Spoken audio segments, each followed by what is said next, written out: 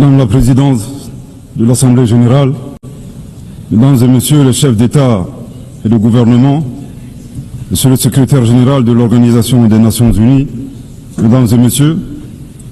à l'entame de mes propos, j'ai l'honneur de vous adresser les salutations cordiales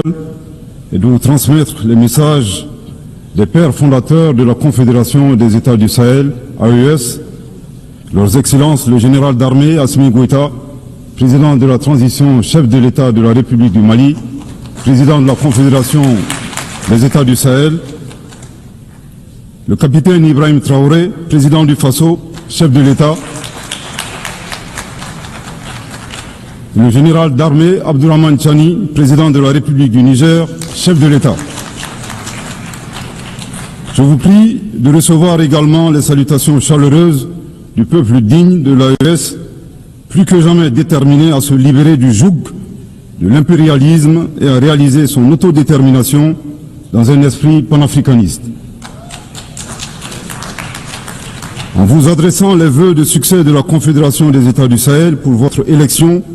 à la présidence de cette 80e session de l'Assemblée Générale, Madame la Présidente, je félicite en même temps votre prédécesseur, Son Excellence M. Philemon Yang, de la République du Cameroun, pour son leadership exemplaire durant les travaux de la 79e session. Qu'il me soit enfin permis de réitérer au secrétaire général M. Antonio Guterres notre appréciation des efforts qu'il continue de déployer pour la réalisation des nobles objectifs de notre organisation commune. Mesdames et Messieurs, le thème de cette 80e session de l'Assemblée Générale, à savoir, je cite, « Mieux ensemble, plus de 80 ans au service de la paix, du développement et des droits humains », fin de citation, est d'une importance toute particulière pour les États membres de la Confédération AES. Oui,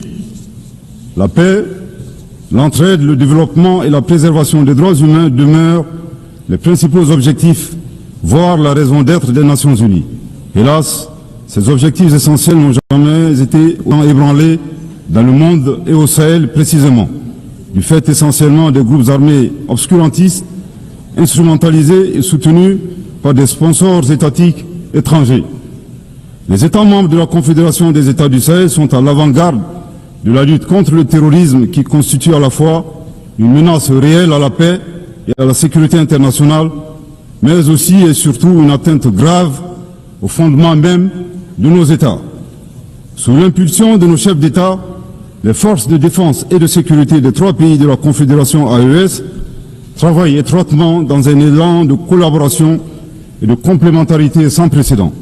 et sont portés par un engagement commun et une mutualisation des efforts pour endiguer le fléau du terrorisme. Cette nouvelle dynamique, articulée autour du renforcement des capacités opérationnelles de nos forces de défense et de sécurité, à travers un recrutement massif, une formation adéquate et la fourniture d'équipements appropriés, produit chaque jour des résultats encourageants sur le terrain, confirmant ainsi toute la pertinence de notre décision souveraine de nous mettre ensemble pour combattre nos ennemis communs. À la différence de certains États qui ont ouvert des couloirs de passage sur leur territoire aux terroristes, en vue d'attaquer d'autres pays ou d'offrir leur territoire comme base arrière, les pères fondateurs de l'AES, par engagement panafricaniste et dans le souci de préserver les intérêts de leur population, ont décidé de sécuriser leur pays tout en évitant une propagation de la menace vers d'autres régions africaines, voire dans le monde, effectuant ainsi un véritable travail de sécurité publique, régionale et mondiale.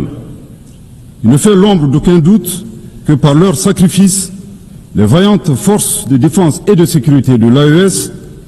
contribuent à la sécurité d'autres régions, notamment les pays situés sur la côte ouest africaine. Nous saisissons cette opportunité pour nous incliner devant la mémoire des victimes civiles et militaires de l'insécurité dans le Sahel. L'approche souverainiste mise en œuvre s'inscrit dans le cadre de la vision portée par les chefs d'État de l'AES dédiée à la sécurité de nos États, suite au retrait des forces internationales. Défiant tous les pronostics et loin de se saborder,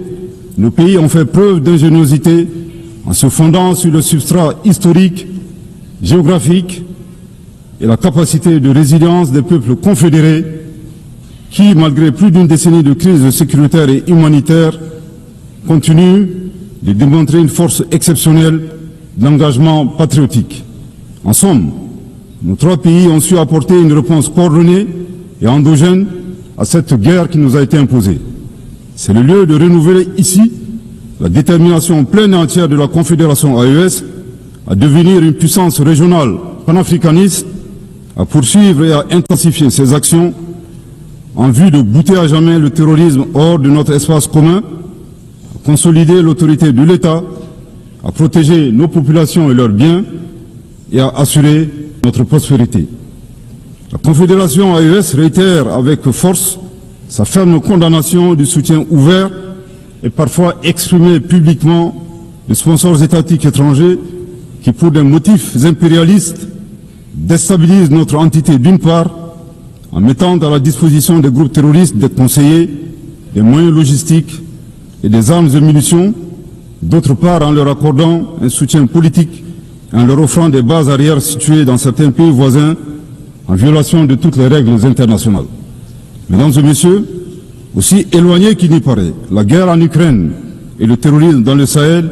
ont des connexions. À titre de rappel, après l'attaque terroriste contre une patrouille des forces de défense et de sécurité maliennes du 24 au 26 juillet 2024 à Tinzaouaten dans la région de Kidal, le Mali avait dénoncé cet incident dans son allocution de 2024, ici même, et condamné l'attitude d'officiels ukrainiens qui ont publiquement revendiqué leur participation à la dite attaque terroriste. De ce comportement atypique, nous avons déduit tout simplement que les officiels ukrainiens ont malheureusement confondu la scène internationale et la scène de théâtre. Une année plus tard,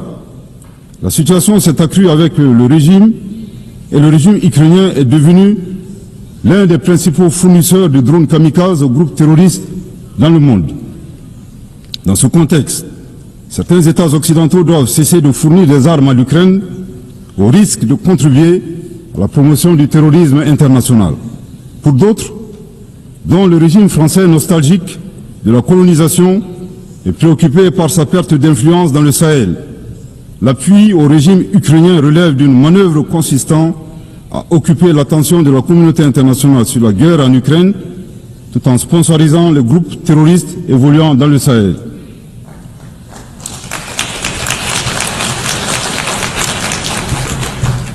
Fidèle au principe de la Charte des Nations Unies, le Mali avait, le 15 août 2022, saisi le Conseil de sécurité des Nations Unies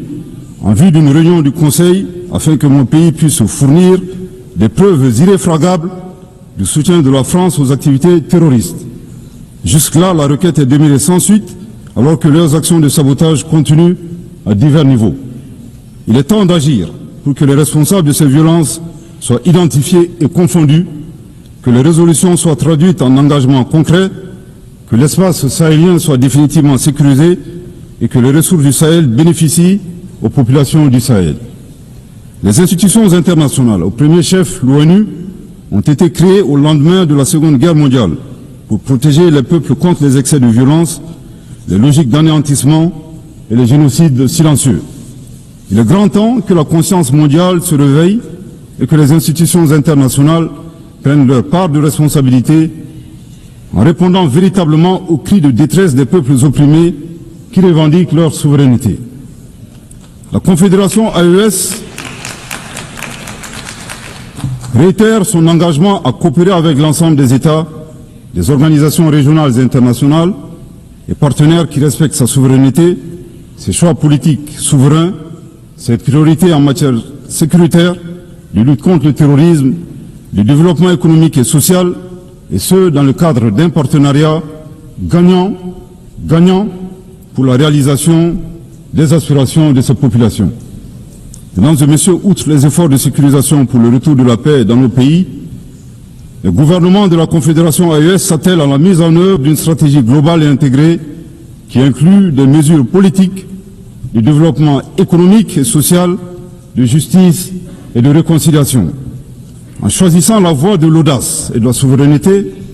les instances confédérales ont lancé des initiatives de rupture fondées sur le développement endogène. C'est là un chemin clair celui d'apporter nous-mêmes la valeur ajoutée indispensable à nos économies et de préserver la dignité de nos peuples. Ce choix que nous assumons pleinement traduit notre volonté ferme et inébranlable de prendre en main notre destin. Dans la même optique, nous avons inscrit au cœur de nos priorités nationales et confédérales des politiques d'investissement stratégiques dans différents domaines prioritaires tels que les infrastructures, l'énergie, l'industrialisation et la diversification de l'économie. Participe de cette dynamique la création de la Banque confédérale pour l'investissement et le développement visant à réaliser les projets confédéraux. La Confédération des États du Sahel fonde ses ambitions de développement sur des atouts indéniables. Un territoire vaste de 2 800 000 km² et une population de 75 millions d'habitants, dont la majorité est composée de jeunes. À cela s'ajoute sa diaspora forte, engagée et agissante. Elle compte également sur ses terres fertiles, ses nombreux cours d'eau, ses sources d'énergie et ses réservoirs en ressources minières parmi les plus importants au monde. Mesdames et messieurs, la troisième dimension du thème de cette 80e session de l'Assemblée porte sur les droits humains. La Confédération AES réaffirme son attachement à respecter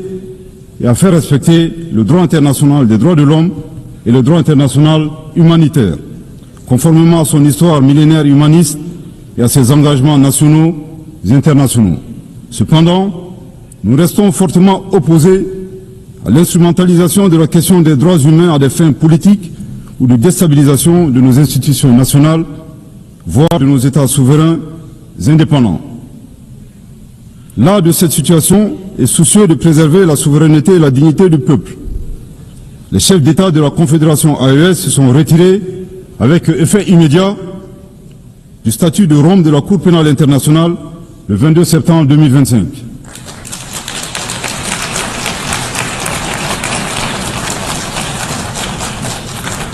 À ce retrait s'ajoute leur volonté de privilégier dorénavant des mécanismes endogènes de justice en adéquation avec leurs valeurs sociétales et dans l'intérêt du peuple de l'AES. Nous dénonçons également le double standard observé par certains acteurs internationaux, dont le curseur se déplace en fonction de leurs intérêts. Ces donneurs de leçons ne sont d'ailleurs eux-mêmes pas les meilleurs exemples en matière de respect des droits de l'homme. Nous appelons nos partenaires à privilégier le dialogue et la coopération qui demeurent les meilleurs leviers pour promouvoir les droits humains à travers le monde. Mesdames et messieurs, au moment où nous célébrons les 80 ans des Nations Unies, force est de constater que notre cadre multilatéral, incarné par l'ONU, est mis à rude épreuve dans un contexte international marqué par la polarisation, le retour progressif du nationalisme, du protectionnisme, du repli sur soi et des rapports de force. En dépit de cette réalité conjoncturelle, le constat est que les trois objectifs majeurs consignés dans la Charte des Nations Unies, à savoir la paix, le développement et les droits humains, restent pertinents. Pour la réalisation de ces objectifs, nous avons besoin, premièrement, d'une organisation des Nations Unies véritablement rénovée, réformée et adaptée aux exigences de notre temps. C'est une condition essentielle pour mieux asseoir sa légitimité internationale et assurer l'application effective de ses décisions. C'est l'occasion de rappeler avec force que l'Afrique demande depuis une vingtaine d'années des réformes pour réparer l'injustice historique qui lui est faite, en ce qui concerne sa représentativité au Conseil de sécurité. Je réaffirme ici le soutien total de la Confédération AES à la position commune africaine sur cette question, énoncée dans le consensus des Unis et la déclaration de Sirte, afin que l'Afrique puisse disposer de 2 sièges permanents et de 5 sièges non permanents.